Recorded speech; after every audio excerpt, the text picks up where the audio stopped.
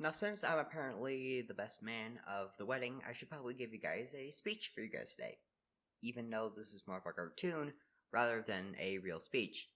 Because I stand in front of 100 people when I can spend a few months animating the whole thing instead of doing the speech like a normal person.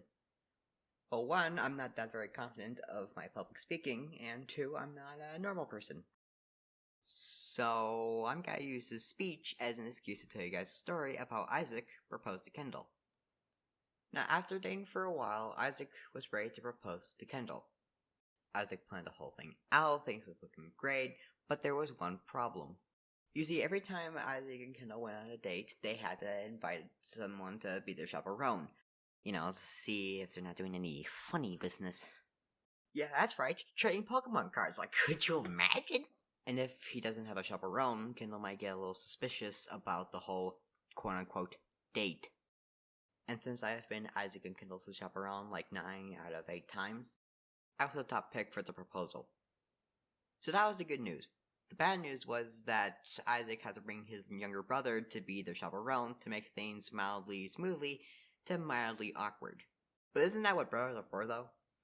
So here was the plan for the proposal. We first pick up Kendall, take Kendall to Taco Bell, which is where Isaac and Kendall went on their first date, and then after that, we then drive to the forest, and that is where Isaac will propose to Kendall. So, the day begins.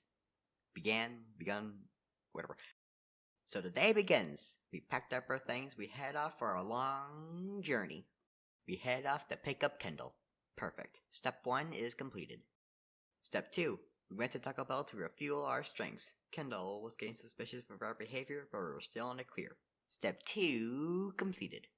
And finally, we've escorted Kendall into the woods so Isaac could lay down his most important question of his entire life. We have reached our destination. Isaac and Kendall had gone out of the car. Isaac did a quick prayer, bent down, reached out his hands, and there it was. Da da da da da da da. It was a ring pop! Wow. One thing I forgot to mention was that Isaac didn't know what ring to get the Kendall, so Isaac proposed a ring pop first, so they could later shop for a proper ring for Isaac and Kendall. Thankfully, Kendall had a fun sense of humor, so she thought the whole situation was really, really, really funny. And although Kendall had answered yes. Da da da da da da da da. Woohoo! And off we went to celebrate the new, soon-to-be happy couple. There was laughter, happy tears, and happy squealing. The proposal was a success. As for the 2 rings, the first store we went to was a fancy jewelry store, and it was a failure. Just by stepping 1 foot inside, they knew that it was going to be very unhappiness. The person behind the desk looks like they didn't have a chance to have a cup of coffee for an entire week. So they assumed that the person behind the desk was going to shed her grumpiness attitude onto us. And sure enough, they were right. And there wasn't anything there that really caught their attention, so they decided to look somewhere else. After the failure of our first destination, we needed a break, so we went to Dutch Brothers to get something to drink. And then after that, we went to our last destination, which was Kohl's, to see if they have anything there. And if they didn't have anything, at least we still have a ring pop. That's something, right?